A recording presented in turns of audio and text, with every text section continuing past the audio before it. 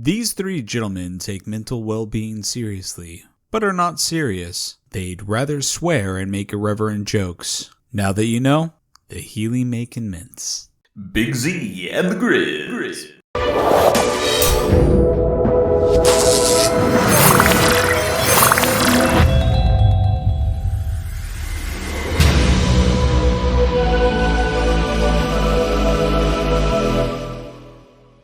Welcome to We're Probably Not Okay, the podcast that makes fun of mental well-being. I'm your host for this episode, Shepherd of the Forest, Brandon Folk. Currently, if you're watching on video, I'm in hell. Oops. And with me today, because there's only two of us, we'll get to that in a minute, is David Musgrave, the man kissed by all angels, which you can now see. Oh, wait, hold on. Nope. There, if you're watching. Yeah. And, you know, I'm not in hell. I'm in heaven, baby. Yeah, we've got polar opposites here. With my lights going on, it looks like I'm in a haunted house. I like it. Yeah, it does kind of. And I've got a bright white room kind of going on with that painting back there that could kind of look like the entrance to heaven, pearly gates. Actually, it's kind of ominous. Yeah, what is that a painting of? I don't know. It looks like a side of a bisected rock. Oh, with the different layers. Is it just kind of an abstract painting? It's kind of an abstract painting. My Uncle Joe did it. My great Uncle Joe painted it, and when he passed away, we got a bunch of his paintings and stuff. And nice. And I took that one because what it kind of looks like is, I guess depending on how you hang it, it either looks like a staircase going up with a light at the top of it, but the way that I have it, it actually looks like a staircase going down with a light at the bottom of it. It's kind of ominous and kind of creepy, and it's definitely abstract-y. It's not like real obvious. Yeah. Well, that's cool. Listeners, if you're not watching, draw us a picture of what we just described. Yeah, that'd be cool. That'd be cool. Yeah, send it to our P.O. box. Yeah. We don't have. P.O. Box 666, because Brandon's in Gruff hell. McGruff, Chicago, Illinois. 60652. It'll never go away. You got it. Yeah. So how you been, brother man? Good. Well, I feel like we're trying to run a race here when we've only got one leg and we need the second person to hold us up here. Because you and I, let's admit it, we're just one leg in this podcast. Me and you. That's true. The stronger leg, the leg that carries us, is Ryan, and he's not here this week. I mean, he is a strong man. I do like to think that he carries us on. Really, I don't even know that we're any legs. He might just be both the legs. We're on each shoulder, and he just like hop. Yeah. And actually, that kind of takes us back to the analogy of you being in hell and me being in heaven, because you're kind of like the little devil on one of his shoulders, and I'm like the little angel on the other. And I'm the man kissed by all angels. It goes deep, this analogy. Oh, my God. And forests are just Satan's playgrounds. We know this. Exactly. Yeah, biblically. Biblically. It's in there. But to answer your question, David, I've been okay. Obviously, this is going to be a bit of a different episode this week. I don't think we have a topic. We're just kind of bullshit. It's going to be a shorter episode, probably, because without Ryan here, we're kind of. Or we might find that the energy is a lot different when Ryan's not here, and we just record for like 6 hours. I don't know. That's true. Yeah. I've got a couple of podcast names I want to throw out at you. Okay. So like when we do an episode where it's just me and you, even though it's like something brought to you by We're Probably Not Okay. Yeah. Or We're Probably Not Okay presents something. I'm thinking we just use this podcast name as a separation. Oh, hell yeah. Or we do. Okay. What about this? Did you ever watch the old school Batman, like the Adam West Batman? Yeah. You know, the episodes where Batwoman was on, and you'd see her little animation of her motorcycle ride by at the end of the credits, and that's how you knew she was going to be on that episode? No, that's awesome. I didn't know that. Yeah, if she was on an episode, they added her little motorcycle animation into the opening credits. That seems like ahead of their time with that. That's pretty cool. Yeah. So that's what we'll do. We'll have Batwoman ride by on her motorcycle. No. We'll have the opening of the podcast. you talking, Uh-huh. and then we'll have something that designates that it's just you and I. Okay, I like it. All right, so hit me with some of those names then. I've only got one. Okay. Pretty sure you said I've got some to throw by you, but okay. I'm thinking something like dueling ogres. What do you think about that? Oh, that's pretty good. But hear me out. The people versus happiness? That's I like that, yeah. That's top of my head, though. Top of my head. That has a good ring to it. Yeah. Okay. Let's see where we're going here. Yeah. Wait. Fuck it. Nerd life. Yeah, nerd life's perfect. With a slash in between? Yeah. Like, is it kind of a little lightning bolt, or is it just a slash? I don't remember. I can't remember. I mean, I don't remember coming up with this off the top of my head. AC/DC has the lightning bolt in between AC and DC, doesn't it? Maybe that's what I'm thinking of. Yes, Aren't it does. they a little jagged? They are, yeah. Yeah. Yeah, that's what I was thinking of, probably. Maybe we should call this AC/DC. I love that, yeah. Do you want to be AC or do you want to be DC? DC's closer to my name. Can I be DC? Yeah, which one did they use to kill elephants? DC, right? Yes. I think it was. It was because okay, that's a direct current, yeah. Yeah, I'll be AC. Okay, I'll kill elephants. I don't want the elephant's blood on my hands. I do. Oh no. Oh, you look like you got blood on your hands for the viewers. I know. Yeah. That's elephant blood, canonically, just so people know. Yeah. Constantly covered in a slick sluice of elephant blood. Yeah. Slick sluice of elephant blood. Slick sluice. That's pretty fucking metal. Yeah. So as far as it goes, the rest of my weeks, I guess it's been a couple weeks at this point. I haven't really done much of anything. I'm getting over being sick. I had like kind of a viral infection of my lungs. I was coughing a bunch. Yeah. You didn't but tell I feel us. better. It's just, I was just laying around. It wasn't like terrible or anything. Brendan, I need daily updates on your health. So on my lungs. Yeah. Lungs are doing good today, buddy. From here on out, I want it on a scale from 1 to 10. And yeah. And do it like a brand new snack or soft drink review. Send me a video every day. Every day, wow. Yeah. What if they just get progressively darker and sexier? Like you're watching a Tim Burton movie. Send them every day, baby. Suddenly Helena Bonham Carter shows up in the videos. You're like, oh my God, that would be crazy. Where did she come from? That would be awesome. Yeah, I'm into that. Yeah. Johnny Depp comes in. His lungs are okay today. And then he saunters off with a mega pint of wine. I'm going to be a weird character. Yeah. Yeah. I guess that was my Johnny Depp impersonation, or... It's kind of Antonio Banderas a little bit. Yeah, that's true. It did kind of sound like Puss in Boots. Puss. His lungs, they're okay today. And now that I try to do Antonio Banderas, it's not. It's me, Machete. Let me try my Johnny Depp and see if it gets closer again. I have noticed that if you go back and listen to the beginning of this podcast, 60 some episodes ago, my impersonations were decent. I've progressively gotten worse at impersonations as time progresses. I think it has nothing to do with the podcast itself. I just think I'm bad at it. What metric are you using? Because I disagree. Oh, really?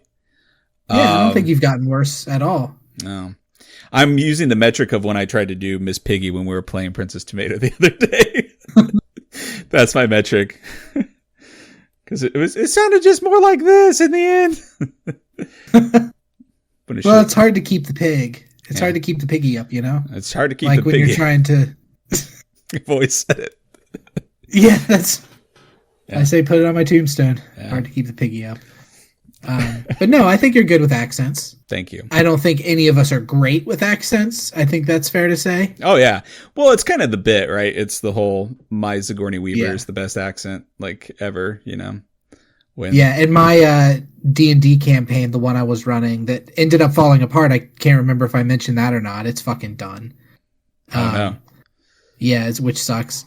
But they kind of good-naturedly ribbed me about the fact that I could only do like 2 voices. I've heard you do 3+. That's what I'm saying. I'm like, I've got this one, I've got this one, I've got this one. Yeah. I mean, your Percy alone is probably one of my favorite voices you do ever. And they haven't even heard that voice. Yeah. I haven't had a reason to bust that voice out. Well, they should be watching our playthrough of Princess Tomato, but that's another story. Yeah, anybody should be watching our playthrough of Princess Tomato. More than 12 people should be watching our playthrough of Princess Tomato. But here we are. Yeah. Oh, shit. So how have you been, sir? Pretty good. What's going on in your life? I mean, good and I don't know. Weirdness with my family I won't get too much into. My mom's, continuing to just kind of steadily decline. I don't think as I've told you guys, I don't think she's in any kind of like immediate danger. But I think that, it's not going to get any better from here. That's kind of clear. Yeah. So, and my dad is stressed out and depressed and has to take care of her constantly, and she doesn't move. And you can imagine the challenges that come with having to basically physically take care of somebody, which, totally expected in a relationship that's lasted for years and years and years, but not at this stage. It should be like another 15 years from now when he's having to worry about that, at least, if not more. And yet, again, here we are. So, but that's just kind of, and my sister's getting kind of more stressed out about it as well. And that's just kind of the background color of my family goings ons, which, has mentally affected me some, I think. Yeah, you've seemed a little more distant as far as like, yeah, I think dealing with stuff goes. I think that's kind of, it is kind of made it so I don't, I know it sounds weird, I don't look at my phone as much. I don't, I have not really communicated even with you guys in the chat. Like, we still communicate every single day, but now you probably get like a couple sentences from me, or it's like I won't reply for hours, or you guys will write me something at 7:30 at night, and then I look at it the next morning. I'm like, damn, I didn't look at my phone like since 7:30 last night. It's not that I'm trying to be distant from you guys or anything. It's just been a kind of a side effect, I think, that I've noticed. So that's weird, but I'm feeling better, I guess, as far as that's concerned. Like, I was definitely, I'm glad we're recording now, for example. It's a good conversation, if nothing else, and I think I need it. But yeah, that's kind of it. But everything else is good. Like, work's good. Charlotte's good. Other usual things, like I probably need to be focusing on next stages of life type stuff more than I am. But I think I'm kind of back to getting a little more motivated towards that again. So it's just capturing that motivation and writing it, to something meaningful. So just that. But nice, man. I'm glad that things have overall not been going. Would you say they haven't been going bad for you? No, I don't think just things have stressful so much as far as like family things. Yeah, and I even hate to say stressful because it's not like anything's directly impacted me or anything. It's just I don't know, it's kind of a little icky. A little icky, makes you tired, makes you want to just kind of stop thinking about stuff. But not to the point where I'm like directly impacted or super depressed or anything. It's just, I've let it impact me, demotivate me a little bit, and I'm ready to get past that. So yeah, I'm ready to get motivated and stay motivated again. So, I've been thinking about demotivation and myself, and I have had a complete lack of motivation for a while. I mean, I think it's a running theme with the podcast when I talk about stuff as my lack of motivation. And I don't know, I cannot figure out how to harness motivation for, at this point, anything. And I'm seeing a therapist now, but I missed my last appointment and I haven't made another appointment. I need to do that, because otherwise I'm not doing anything to forward myself, because I've realized that to better myself, I have to take the steps. I've waited forever and ever. for somebody to like drag me somewhere, and that's just not how reality is. Yeah. You know? Yeah. And I know that, and I know that I need to do this. I need to make these appointments. I need to take the bare minimum steps to do this. But I don't know, it's fucking hard. Like, he was saying shit that like was hard to hear right off the bat. Yeah, I get that. Motivation is hard. Because it's like, you know, they always say fake it till you make it type of a thing, but dude, I don't even want to fake it sometimes, you know? Like I know I want there to be a drive in me. I want to wake up and feel energetic and feel like, dude, I got to get this done and I want to do this. When that's not there, when you feel like, man, I just want to go back to bed, or I didn't sleep well enough, or, you know, I'd rather be playing a stupid video game than looking up different opportunities and other ways to better myself, or even just think about paying bills and simple things. Sometimes it's just, yeah, I'll do that later. It's so hard to, and I do find that once I start an activity, I'll generally not necessarily get motivated, but be able to muster through. And it's like, oh, why did I put this off? It doesn't feel as bad as I thought it was going to. But dude, just starting stuff just sucks. So I get it. I absolutely get it. Yeah, that's what it boils down to. It just kind of sucks. Yeah, and I'm sorry that you're feeling that as well. Have you thought? Well, and then go ahead. It's going to be a really dumb joke. Was it? Okay. So my question here is, I know we try to stay away from politics for the most part, but like, it's really hard to tie in how depressed and hopeless things feel with how depressed and hopeless reality looks and feels right now. Yeah. Like, I think I've talked on this podcast before about how I had a chance at a government job because of a Schedule A letter that I'd got that my doctor had written. That's considered DEI, Schedule A letter, because it's basically saying this person is disabled. You get benefits for hiring a disabled person. Yeah, so that's just... But yeah, now we know. Useless. Yeah. Does nothing. Yeah. Not worth the paper it's printed on. Yeah. Yeah, that sucks. That definitely does suck. And I also hate, you know, this is not a political podcast, like you said. I will say that I have even more so tried to stop. I'm aware of what's going on in the world, but I'm trying not to focus on it like I had in the past as much. And that is probably where some of my motivation actually does stem from, though, because I've talked about what my goals are for the future for my family. And in doing some research, I've realized that it's going to be a lot harder than I thought it was going to, at least for the country that I was considering. But I'm very motivated to find adjacent countries or something similar to start the process, because just for example, like if I could become integrated into the EU, for example, then it's like, okay, now it's like moving from North Carolina to South Carolina. You know, I could do that a lot easier in different ways with less restrictions. So just trying to find more creative ways. But again, it all comes down to the motivation of finding a job that's going to let me work anywhere in the world.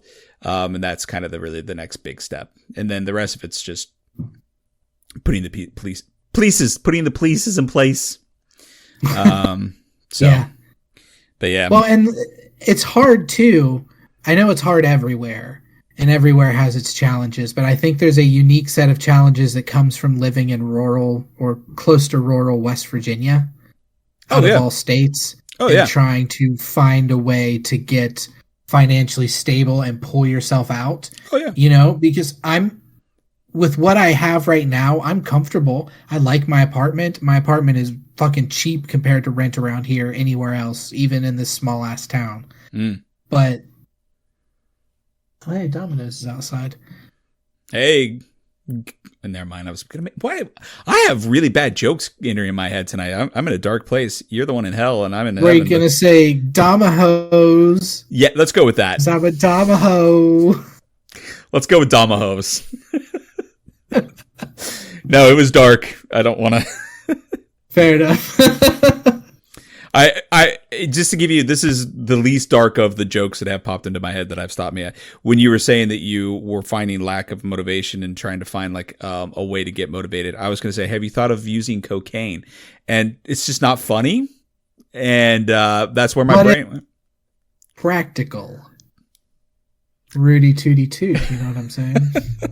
It would probably help us for like a couple of days, and then we would spiral into even worse. Yeah, we would be not so great off. I've talked about my drug use in the past on this show, and that is not one that I've done, not one that I really care to, because it probably is pretty awesome for a second, and then full of trouble. Yeah, I don't know if I've talked about this before. I did it one time only. I don't remember doing it. I was very, very drunk. I was just told the next day that I very much liked it. They were like, you fucking loved it. You kept going back for more. And I'm like, I'm glad you guys didn't let me die. I suppose, because sober, I am not interested in that at all. But apparently I was just like, fuck it, okay.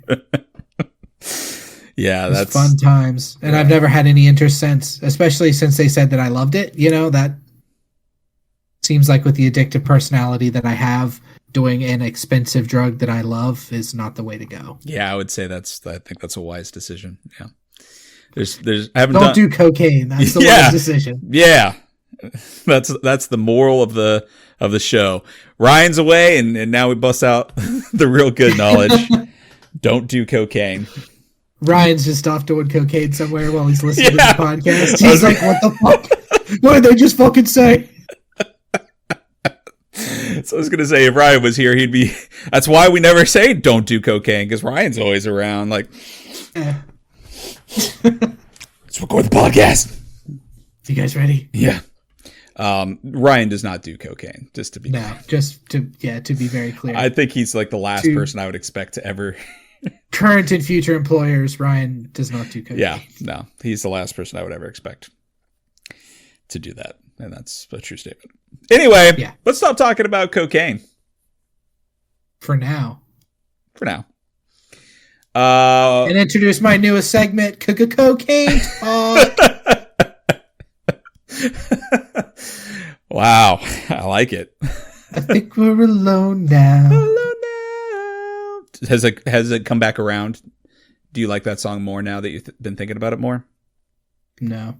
So to highlight what I mean, Brandon asked me out of the blue what I thought of the song I Think We're Alone Now by Tiffany. I do believe it's by Tiffany. Yeah.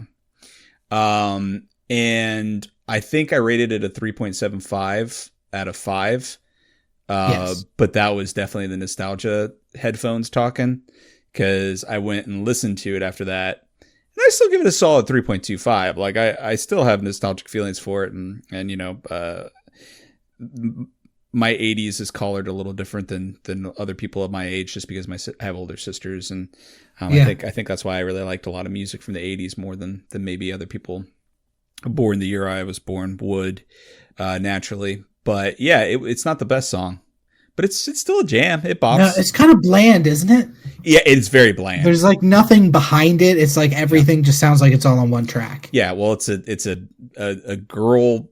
I almost said girl band. It's not even a girl band, but a girl band overproduced in the 80s. It's that flavor.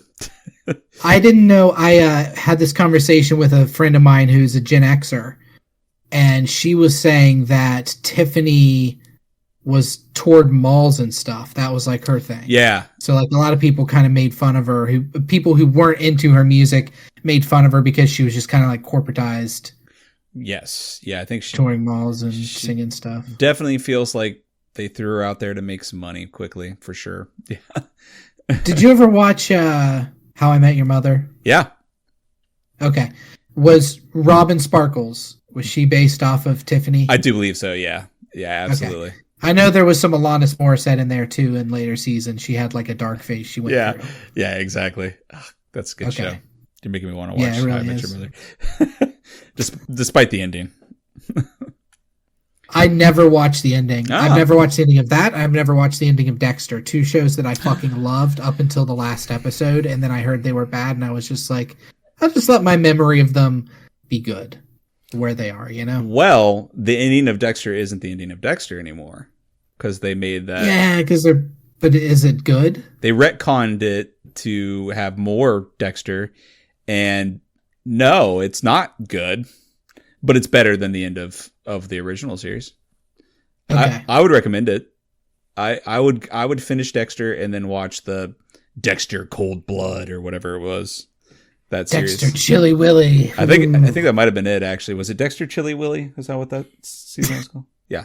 I got a confirmation from Kira. Yeah. Big smile and a nod from Kira. Yeah. Yeah, that was it. So, but no, I would watch it.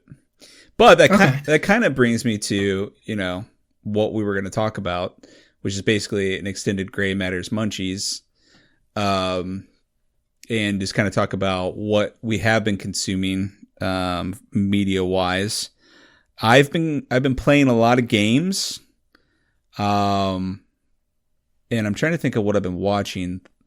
Why don't you start us out? What have you been playing? I know you said you've been playing some stuff, right? There was a new game you got recently, right? Yeah, I got Avowed. Avowed, yeah, that's what it was. How is it? Yeah, which is I haven't tried it yet. I have it downloaded. I haven't tried it. Whenever I do play Xbox, which has been kind of rare the past few days, I'll load up No Man's Sky and play that for like maybe 15, 20 minutes before I'm just like, I'm not feeling anything.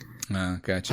I think it goes back to that motivation. I'm not even feeling motivated to play video games right now. I understand which is like the bare minimum of fucking motivation, to roll over and use a controller. Dude, I get it though. Like there are definitely times where I'm like, I want to play a game, but I don't really want to play a game. Yeah. And by the time the game loads up, you're already ready to just be done with it. Yeah. I get that way. Which really stinks because I want to play No Man's Sky and I want to play No Man's Sky with you and Ryan, but it just doesn't feel like that's going to happen. Yeah, I think that dream has sailed. Yeah, through the stars. Yeah, through the stars. It's it's just out there, past the anomaly, never to be seen. So I haven't tried Avowed yet, but I got Game Pass, so I'm excited to try that. I started to play a game called Kenshi. Have we talked about Kenshi before? I don't think so. Okay, so Kenshi is a game from like 2012, 2015, something like that. Maybe earlier, maybe a little bit later. Who cares? But it's an older game. It's over-the-shoulder Diablo style, 3.5 perspective, right? Okay. It's a role-playing game. You pick your character, you get your stats when you first start. The more you use your abilities, the more they level up. So you go out and you decide you want to be a miner. You do a bunch of mining. Your mining skill raises, etc. Okay. You can get other people in your party, so you can have a raiding group. It's a post-apocalyptic world that kind of has like a samurai bent to it. Okay. And there's like, it's brutally hard. One of the things that people say is like, you're going to die playing this game over and over and over. So I started playing that, and I haven't died yet, but I came very close to it, and I got frustrated. But it was fun. I put in like probably 3 or 4 hours, which for me to put in that much time in a new game is pretty rare all at once. So let me ask you, do you think that you are just that skilled, or do you think you haven't reached the brutally hard part yet? Oh, no, I stayed near the town. I'm not skilled by any stretch. Yeah. I was supposed to be like, damn, doing like, there's not a story so much. At least from what I understand, it's just the idea is you can do whatever you want. You start out, you're like in a loincloth and you have a wooden stick. Do what you want to do. So I'm doing the little bit of story there is about building a shack and stuff. And I was talking to a friend of mine, and I was like, yeah, I built a shack. And he excitedly cuts me off because he's the one who suggested Kenshi. And he was like, oh no, what happened when you built the shack? And I was like, nothing. Why?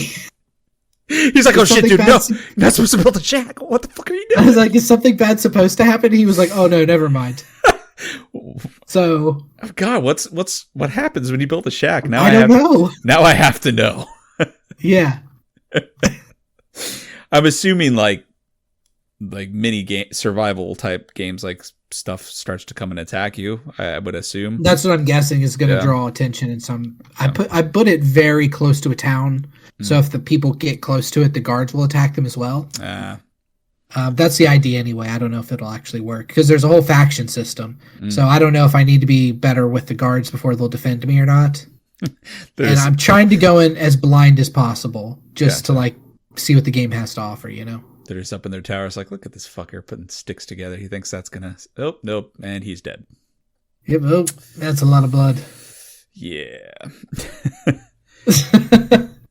Also, what is the other thing I've been doing? I've been playing Numenera, which is a tabletop role-playing game.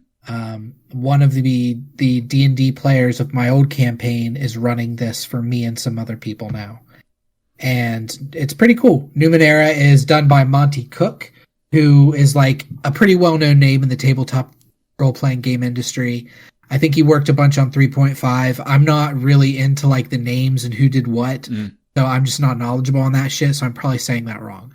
But Numenera is really cool. It's based in the future, like a future of Earth, where our Earth technology, current technology now, is millions of years in the future, so it's heavily preserved. So like a VCR would be heavily preserved, and it would be called something called a Numenera, which means that it's like a relic of the past. And you make your characters, and you get ciphers that you carry with you, and these ciphers are pieces of Numenera. So you can have like a machine that I can speak into it, and then I throw it like a ball, and it makes my voice come out like a stadium horn. You know, just little stuff like that. You can kind of make up what technology, because this is millions of years in the future. So it's not just our technology now. It's, you know, millions of years worth of technology pretty much. Yeah. But I've been playing that, and that's been pretty fun. We've only had 2 sessions so far. We had a session 0, and then we did the first proper session. Yeah. Are you playing this like with them in person, or is this virtual?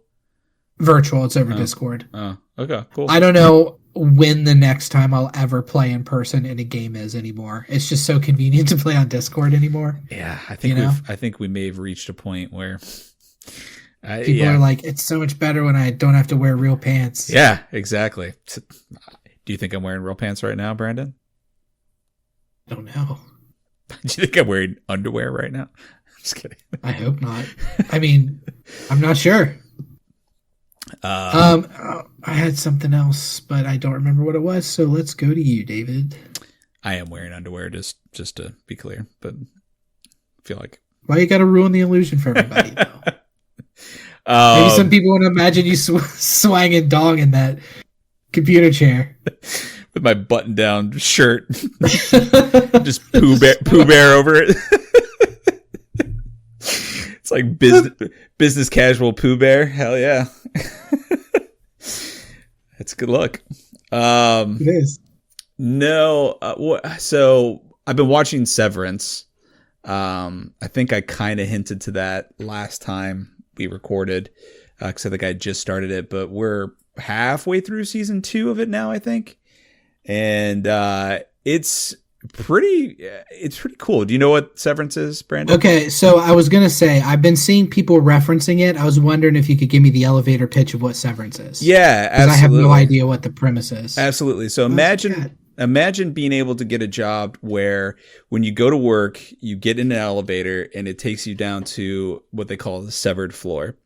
And you've had a procedure done in your brain to where when you get down to that floor, you no longer are conscious of what's happening until like literally a second later, you walk out of the elevator and you go and enjoy the rest of your day. So you've put in a full day's worth of work. But what's cool about it is that it deals with the concept of then you have an outie, which is like the one that's really lucky in this situation, where all you do is like live your normal life. But you have an innie who is really, really got the shit into the stick, because on the other side of it, they wake up coming out of the elevator, go back in to let the outie out pretty much, and boom, instantly have to go back to work. So all you do is work. Just work. Yeah. And it's cool in a way because like, they don't have to sleep or anything. So it's not like they get tired because their body went and had their life and slept or whatever. Hopefully, because they do deal with like coming into work hungover and stuff. Like fuck my Audi, he drank too much last night, that kind of thing. But it's in the company they work for is called Lumen, and it's like got this like pseudo like cult, like religious, like the person that founded Lumen they kind of revere as like a prophet, almost like a god. And since the innies don't know anything about their lives outside, they don't know who they are and what they do outside. All they know is Lumen and the work, and they don't let them have like outside media or anything. They literally just kind of have this like existence of work is everything, and this guy is like our god.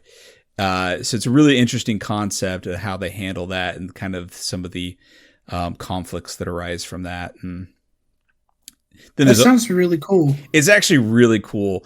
Like the more we watch it, it's just like they could do so much with it, and they do. And there's all these mysteries, of course. It's got like a if Lost took place in an office building kind of vibe. Okay. But better because they haven't had a writer strike that screwed up the entire. Did you watch Lost? No. Oh. By the time I didn't have cable when it was on, although I think it was on NBC. I think I could have just watched it on basic. I didn't have TV or whatever when it was on. And then by the time I was actually interested in it, it had finished, and everybody was like, "Oh man, Lost was just bullshit." So I just never watched it. Yeah, they really screwed it up because of the writer's strike. Really, I loved it at first. I mean, I watched all of it, but it ended up so stupid and screwed up. And well, I know that I think they've said that they didn't know where it was going for a lot of the show. Right. They just kind of were writing cool things, and then sort of it all came home to roost. Right. On them. Yeah, that is what I've heard as well. But I think they had enough kind of like threads that they were going to weave through the story to where it could have, they would have got it to where they wanted it. But it's just funny because, and spoilers for Lost, if you want to watch it, I guess, the whole time at the beginning, people were like, they're dead. They're already dead. They're in hell or in the purgatory or something. And the writers are like, no, that's not it. Keep watching. That's not it. And then, of course, that's what it ended up being. So I love your writer voice. That's perfect. No, that's not it. I swear. No, guys, no. please keep watching. But yeah, so that's what I've been watching. That and an amazing show. I don't know if I talked about called Chef in My Fridge. Chef in My Fridge. It's a Korean. I don't think so. I was going to ask if it was a Korean show. It's a Korean game. Of course, it's a Korean show. That's all I watch. It's a Korean kind of game show where there's like chefs and then they bring on celebrities and they go and get everything that's in their fridge and they bring it to the set. And then the celebrities are like, okay, this is what I want you to make. I want you to make this, but using my ingredients from my fridge. And then the chefs like have to do it, but they only have 15 minutes to do it. So they cook really fast for 15 minutes and then they get judged and a winner is picked. But that's what the show is, but that's also not what the show is. It's really kind of them sitting around and bullshitting and just talking and having fun. And it's like, it's so funny, but and like just so like sincere and and not a single dick joke on this show, right? It's like so wholesome, but really funny. And it's like, how do you be funny without dick joke? Yeah. It's amazing. Did you learn? No, I don't have the skill. No, it's all dick jokes and cocaine over here, baby. I go blue every time. So yeah. But no, that's we've been watching that. Anything else we've been watching? It's Twin Peaks. Been muddling through that still. Yeah. Muddling. You're not enjoying it? Enjoying is a strong word. Experiencing.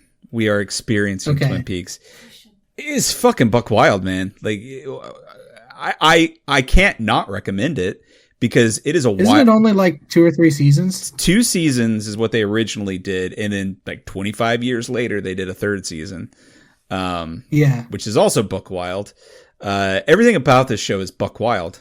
I think I've told you it's like David Lynch was like, I'm gonna make a soap opera, a goofy ass, silly motherfucking weird, slightly dark and ominous soap opera. It's like he pulled a prank on everyone, including the actors, I believe.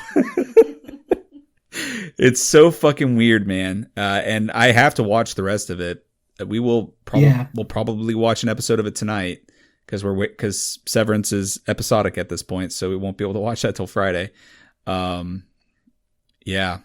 It's if you haven't watched it, you haven't seen any of it, right? Right. I need to. I really need to. It's one of those on the very short list. I have a long list of stuff I need to watch, and then in that long list is the short list of stuff I'll actually watch. Yeah, understood. And Twin Peaks is one of those. Yeah. Watch it. Watch the first episode and let me know what you think, because it does get worse. It gets worse and better at the same time. It accomplishes what it sets out to accomplish, I believe. Which is to be a weird show. To be a weird fucking show, yeah. Yeah. Yeah. I think that's it. It nails it on the head. Every time you think it's as weird as it's going to get, it gets weirder in a way that like you wouldn't think. Like, you think, oh, weird, crazy, ominous show, right? Oh, some weird stuff's going to happen. It's going to be weird. No, it's just like, what are they doing? What is happening right now? Like, who let this happen? That's what it feels like. Yeah. The what? Oh, yeah. Oh, dude, this doesn't really ruin anything. But so these teenagers don't go to school. They're all 20-something, the actors and stuff. And they're never in school and stuff. But it's kind of got this like 50s vibe to it, too. And at one point in time, with no warning or explanation, 3 of them are sitting in the living room. And the dude's playing the guitar. Didn't know the guy could play a guitar, had any interest in music. But he's playing the guitar and singing a song. And the girls are like sitting there doing backup for him, like sitting on the floor, like doing backup for him. And they perform an entire fucking song out of nowhere. It's like 5 words. And it's only got like 5 words. It's so fucking weird too. It's like, you. Oh, and he sings really high pitched too. Like, I'm going to do the voice right now. This is what it is. I'm not like making fun of it or doing a parody. It's you and me. And then the girls are like, you and me. And they're like, you and me. And it's just like that for a while. And then there's some other words, but that's most of the song. And it sounds exactly like that. It's, yeah. So. Is the show played straight? Is the show played straight? I don't know how to answer that. Does it wink at you while these kids are singing terrible songs? It doesn't wink at you. No, it's not like it's like this is satire, or this. It doesn't hang a lampshade on it, and somebody's like, "Boy, what about those kids over there singing?" Huh? Nope, it doesn't do any of that. But I can't say that it's played completely straight because it's so fucking goofy that like it feels like satire. Or that it's supposed to be goofy and making fun of something else. The only thing that gives you a nod to anything is that for the first season, I don't think it's in the second season, but in the first season, there's this really cheesy, crappy soap opera that every once in a while you see like a scene from that people watch. But like even that's not explained or referenced or like tied into anything. But that's why I say, like, I think David Lynch was trying to tell us, like, I'm going to make a goofy, silly, stupid parody of a soap opera with kind of mystic, dark elements in it. But other than that, like, even the way the actors act is, like, at times you're like, they're fucking just being, like, goofy. They have to know that they're being goofy. Being silly. Yeah.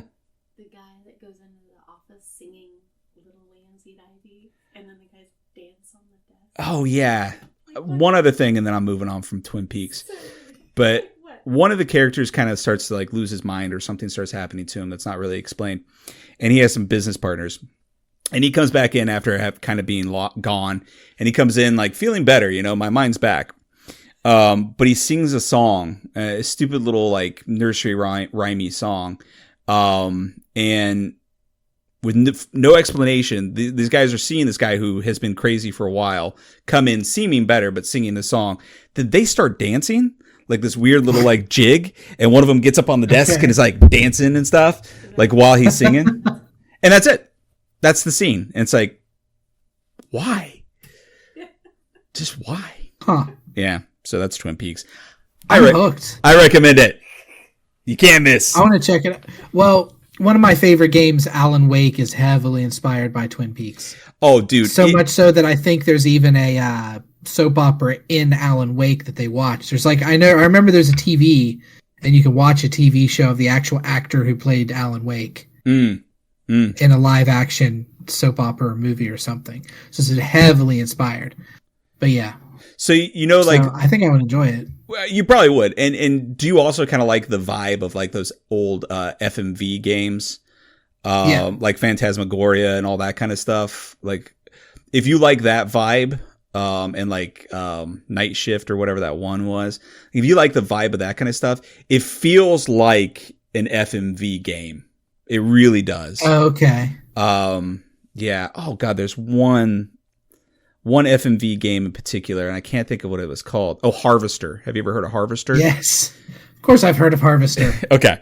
Well, the town itself, that like kind of... It's considered like one of the weirdest, goriest games. Yeah, maybe exactly. Not goriest, but like weirdest, gory games. Well, and even the whole point of Harvester was at the end of it was like a take on like what gory video games do to you as a person. Like that was like the whole point of even within the game was very meta. But anyway, just the town aspect of the game, not the like where it gets really super weird. But just like the kind of creepy vibe of the town and kind of that 50s vibe feeling, and you don't really know what's going on, and it feels like there's something deeper going on before you actually start to see all the other stuff. That is Twin Peaks. Absolutely. Okay. So if you like that, then you'll like Twin Peaks. I do. So I think I will. Yeah, absolutely.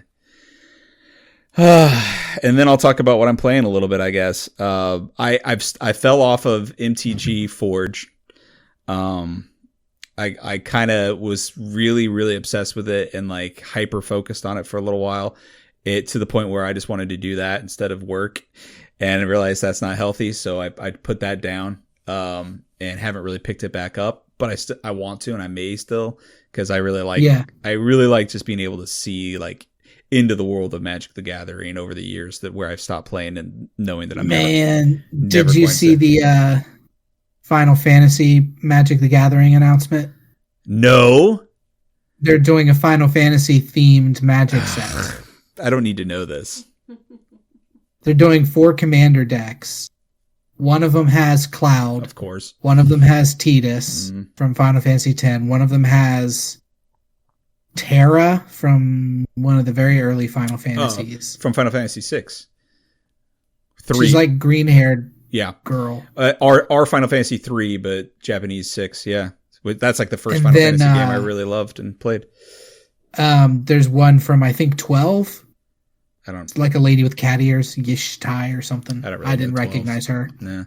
Yeah. Terra, that's cool. And I hate that I know that exists now because... That's the card that got everybody in the Magic community excited for it was they released what the Cactar card is. Oh yeah, yeah. So it's 2 green, 5 colorless for a 1/7 creature. Okay. Its ability is called 10,000 Needles. Yep. Of course. And its ability says whenever it attacks, it gets plus 9,999 to its strength or to its power until end of turn. That is amazing. Yeah, so it becomes a 10,000/7 until end of turn. Yeah, that's pretty cool. That will be banned pretty much immediately, but really cool. People are already in the Facebook groups I'm in.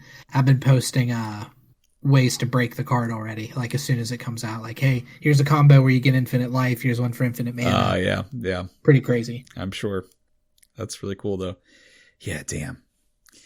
But no, I can't like Magic the Gathering, and I can't invest even too much time into it, but it has been really cool. Have you played Forge much more? Not really, no. Yeah. I don't blame you.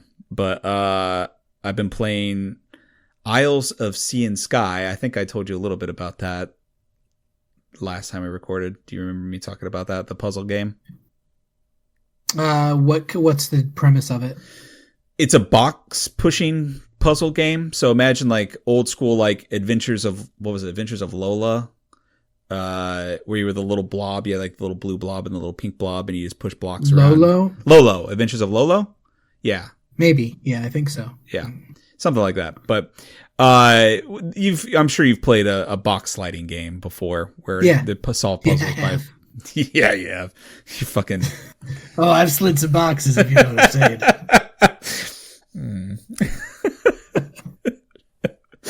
Oh, I hate that I laughed as hard as I did. Yeah, I hate that I said it. So we're equal footing here. I just got to remember that Korean show where it's so wholesome and funny. And yeah. But anyway, so that's like the concept. But obviously it has, and it's like graphically wise, very similar to like an NES game. Maybe an SNES game, but a very basic SNES game, like 16-bit, where you solve puzzles by pushing blocks around, but obviously with a modern set of mechanics, and it gets pretty crazy. Some of the puzzles towards the end are kind of mind bending. And you get more powers and you unlock stuff, and it's presented really, really well, and the music is just so chill because it takes place on, it's basically like a South Pacific theme. You're like this little islander dude that goes around from island to island. You ride a big turtle around from islands to islands and get stars and get different powers and abilities and crystals and unlock things and start solving kind of mysteries because it doesn't give you any story or explanation, but you start to see like little bits of story, like of kind of like what happened in the past with these gods that are on these islands type of a thing. But it's really cool, and it's got a mechanic where there's just a ton of hidden things, like hidden walls and stuff, and you get to the point where you can kind of start to see it and you're like, oh, I'm going to go push on that wall, watch this, and then it will of course be a secret or something, and it plays kind of very similar to Legend of Zelda. When you find a secret, how it'll play a jaunty little tune, and the jaunty little tune is just so satisfying and on theme with like the South Pacific vibes, and so it's very satisfying, and highly recommend it. I'm getting close to the end. I'm on like the last island, and then I think there's some like post game secrets that I'll probably try to hunt down. It's definitely one that I'll try to 100%. Oh, nice. Yeah, Do you typically try to 100% games that you enjoy? I know when I'm going to try to 100% a game, and it's not just that I really enjoy it. There've been games that I've not really enjoyed a ton, but I know like the mechanics of it and the secrets and things are not going to be so overwhelming that I will be easily able to 100% it. And this seems like one of those games. But I am really enjoying it though. So I kind of just spoke out of both sides of my mouth. A good example of it though is kind of on the flip side of it is that I loved Animal Well. I think that might be one of my favorite games I've ever played of all times. And I did not 100% that, but that's because 100%ing it is kind of insane. Some of the things you have to do, I'm not going to do. Yeah. So like in IRL things or? No, the IRL things are really cool. Like I enjoyed that aspect of that game. It's more like speed running and okay, stuff like that I'm like, I'm not going to do. There's a achievement you can get in what is the Stanley Parable, where you have the game installed and then don't play it for I think 4 years. Oh yeah, and you get an achievement, but you can't open it for 4 years, and then you get the achievement for opening it. Yeah, which is a game that we started. Stanley Parable is. I will definitely be spending some more time in it. I don't even know if I can call it a game. It's like that is definitely an experience more than a game. Yeah. Because it's just kind of Did you have you played it much? I played through one like loop. Like I completely ignored the narrator and just did my own thing. And he put me into like the watchtower out in the forest. And then I got back into like the office building and then ended up like going somewhere. He's like, don't go down there. That's off limit. Oh, it became Rocket League for a second. Oh, yeah. And then I like found like a place to go down behind one of the goals. And he's like, no, don't go down there. There's nothing down there. And like literally there was nothing programmed down there. And eventually it like restarted the loop. Oh, okay. So you got pretty far with it. There's a lot of endings to it. That's kind of the whole thing with it, you know. Right. But there's like different canonical endings, and you got pretty close to a canonical good ending. So. Oh, really? Surprising, yeah. Yeah. That's what my plan was to kind of follow that path again and then see what other branching things I could do along the way. But yeah. Yeah. Oh, and you know what? Sorry to interrupt. Stanley Parable is Severance, by the way. Like that very much feels like Stanley Parable. Yeah. Yeah. The style of it and like kind of like the liminal spaces in the Severance floor is very, cause it's like vast. It's like huge and they never really see other workers, but they start to be able to map it out and figure out where the other workers are and stuff. And it's got this weird, like, how is this building this big? And like, there's something else going on there type of a deal. So it's definitely got a Stanley Parable directly influenced Severance for sure. Oh, nice. Yeah. I was going to ask, I know we're probably at a point where I got to stop recording soon. Yeah, we're almost at an hour, which we said we were going to do 30 minutes. And yeah, it's kind of been blabbering. I have started playing on Switch Final Fantasy VII. Ah. And I was curious to get your opinion because I probably will only play through this once. There's a good possibility it'll be a one and done for me. No matter how much I enjoy it, I don't really play games over again, single player games.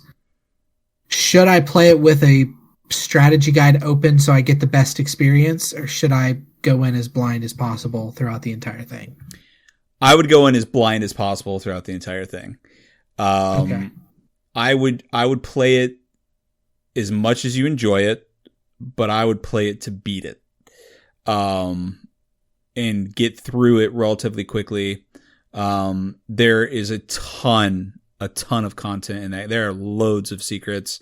And if you want to like see everything and do everything, you're going to be playing that game for 100+ hours at least. I'm trying to find Tifa.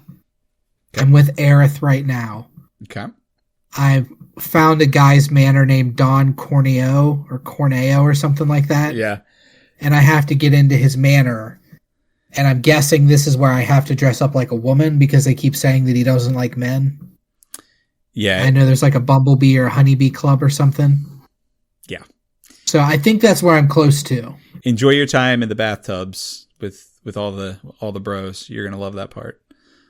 Yeah. Is there a mini game? Because the mini games are awful in these fantasy games. There might be, but not a big one that I'm thinking of in that one. No, I think it's more just story and decision driven. Okay. Yeah. I had to sneak out of my room next to Aerith's room and like not creak on the floorboards and sneak past her and go down some stairs. Oh yeah. I kept failing it over and over and over and over. And Yeah. finally I looked it up and I was like, why am I fucking failing this? Yeah. Apparently if you use the control stick, you auto run and you have to walk. So I needed to be using the control pad. So I would definitely, there are going to be more frustrating things like that in the game. If you try it a couple times and you're finding like this is not enjoyable, that's when I would look up like, how do I just get to the next moment? But I wouldn't try to like find all the materia. I wouldn't try to like fight all the like weapons. I wouldn't do all that kind of stuff. I would just enjoy the story and get through it. Now, here's why I say that. Because you say this is the only time you'll probably play through this. But from my understanding, I have not played through it myself. But I think that you should really play Remake. Because... Well, that's the thing. I have a friend who told me that if I play and beat the original 7, he will buy the remake for me on Steam. And I would definitely take advantage of that because I would love to play through Remake myself.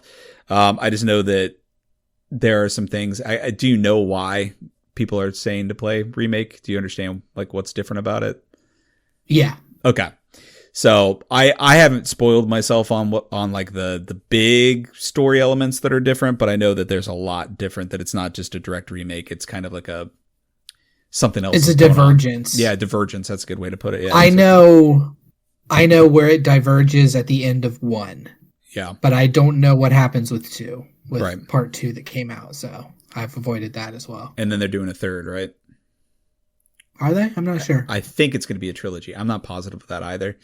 Because I've actually kind of stopped reading about it and trying to because if I do want to go, I want to experience it blind. But yeah, no, that would be my recommendation, because you could burn out on Final Fantasy VII, especially I think at this age, experiencing it for the first time.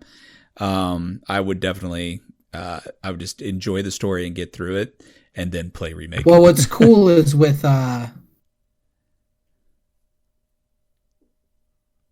what? I lost you for a second. Sorry. My internet's been being real fucky the last half hour. I don't remember what I was going to say. I'd like my internet spaced out and threw me off. But yeah. Yeah. Final Fantasy. Yeah, man. All right. Well. Huh? Oh, last thing I want to talk about, and this will be really quick. Did you listen to that song that I sent you? That I worked really hard. That I worked really, really hard to make. The AI song. Yeah. Have you ever messed around with AI music creation? Yes. This is Suno is the one I use. This is my first. I don't even remember what program I used. This is my first actual interaction with it, and I'm just blown away. It's fucking insane, right? It's fucking insane. So I put a decent amount into the prompt. Actually, what I did was I put a decent amount into a prompt to write lyrics for the song, and then the program that I used, I just put all the lyrics in, and it did a 1-to-1, lyrics to the song, and just suggested the genre or whatever. I don't know if all programs are like that or what, but I could not believe it wrote like an actual ass song using those lyrics. Yeah. Like, I know I'm sounding very old manny right now, but it's just it's fantastic. It's crazy that you literally can put in as much or as little of a prompt as you want, and it can generate this stuff. I've had this idea in my mind forever for a song called the Shorty Shanty, which is a shanty where all your shorties live. Yeah. And I used Suno AI to write it, and it's like this yo-ho-ho ballad about... Fuck yeah. I love it. I'll have to send you the song. It's hilarious. Yeah, please do. And I didn't write... So I wrote the song called We're Probably Not Okay, and it's about our podcast.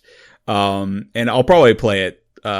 Maybe I'll even play it in this episode. I'll edit it in, or I'll just put it on YouTube and you can go find it or whatever.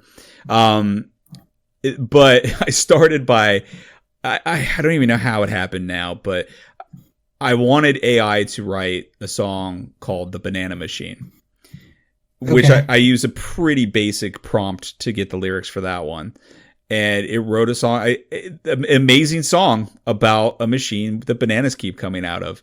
And I couldn't believe the choruses were good and the verses were good and the chorus is good. Like, everything was good. It was like a complete fucking song about a banana machine. And so then I found this program and had it write or actually make the song. And that's when I'm like, I'm going to do one about the podcast. And so I did. The ending of the podcast one isn't as smooth, but the ending of the banana machine was a good outro to a song as well, like a complete song and everything. It didn't do as well with the We're Probably Not Okay, but it's still it's pretty funny. But I put a lot of stuff into the prompt for the We're Probably Not Okay one. So it's very... Yeah, well, and I feel like with AI... there's huge conversations to have there, and there's conversations that I feel like I would like to have because I still use AI with guilt in my heart. Of course. When I use AI sometimes, when I make AI music, when I make AI art for my D&D stuff, even my private games, I feel a little I wish I had the money to pay somebody. Right. But I fucking don't. So that's my whole argument. Is I don't have the money to pay an artist for the stuff that I need for a private game that I don't get paid for anyway. Right. Just we have a Patreon for this podcast, but we're not even, I'm not trying to be whatever, but with the Patreon, we're like still not pulling enough to pay for what we host, right? Yeah. Oh, Technically. no. Yeah. No, we don't even pay for half of our server fees. Yeah. So like, how are we? I don't know. I just don't see a problem with it. So that is what I was going to bring up, is that I see, as awesome as it is and as cool and crazy as it is, that it's problematic for people who try to make a living writing and creating songs and art, and I get that. And some of the songs in the little video we have, a video intro, I paid somebody to make those. So yes. Even though we don't even support our server fees through our Patreon, we're probably not okay, has supported the artistic community. That being said, I agree. I'm using it in a way that I'm not making money from it. And I will use it because it is convenient and it allows me to create something that I wouldn't be able to create on my own otherwise. For a little bit of entertainment purposes, not for like, I'm going to make money off of this type of thing. If we ever got to the point where, we were making money, we actually started profiting, we covered our server fees and we were making money, I would absolutely use artists. That would be one of the first things on the list, I feel like, when we had the money to pay other people for their work. Correct. That we would go for would be artists. Correct. I would love to have somebody who could do, like, I love the work that you do on the cards that we make for our YouTube channel, the different, whatever those are called. Yeah. But to have an artist who could draw with our Pokemon stuff, I want you to draw Smurf doing this. Exactly. In a cartoon style for a card. Exactly. And we need it in a week. Exactly. We need it in like 5 days. It's just 100%. That's what I would do with that. And obviously that's AI, largely AI generated. I do some editing, around it, but not much. It's largely AI generated, and that is, you're exactly right. That would be the first thing that went would be that. But that being said, I'm blown away by where we're getting with it. It's not perfect, but it's way better than I thought it would be at this point. Yeah. Let me throw in a shout out. I can't remember the name, so it's not much of a shout out. Maybe I'll give it to you that you can put in the podcast notes or something at the end of this episode. Okay. Or on the YouTube. A friend of mine, Cody Jones, does a fake radio station, like a Dr. Demento station, but it's supposed to be from an alternate dimension where all the songs are AI generated. So he uses AI generated songs and plays those instead of like actual songs. That's pretty cool. Yeah, it's pretty neat. And it's up on YouTube. You can watch a bunch of them. Yeah, that's neat. So if I can find the link, I'll give it to you to put in the YouTube for people to go watch that too. Yeah, right on. Absolutely. Because he has a Dr. Demento voice that he does and everything. That's awesome. I like that. That's pretty cool. Yeah, it's pretty impressive.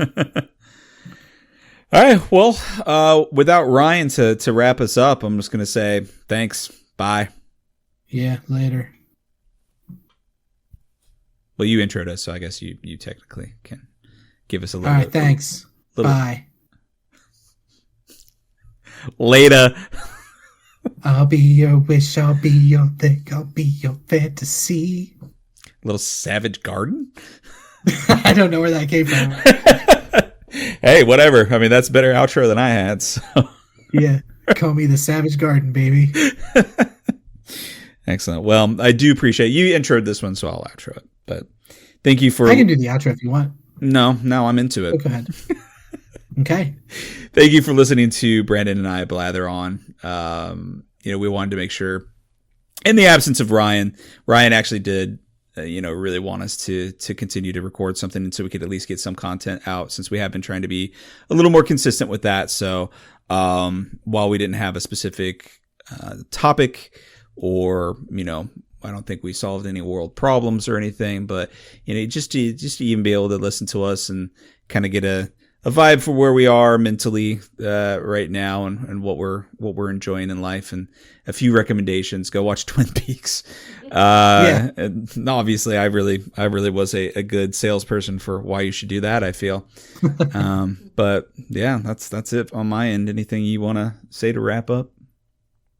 I think that next time this happens, like at some point, if we do an episode where it's just you and I I want to try to bring a world problem and we can solve that. Yeah. There's a lot of them right now, and I think most of them are going to be pretty easy for us to handle. Yeah.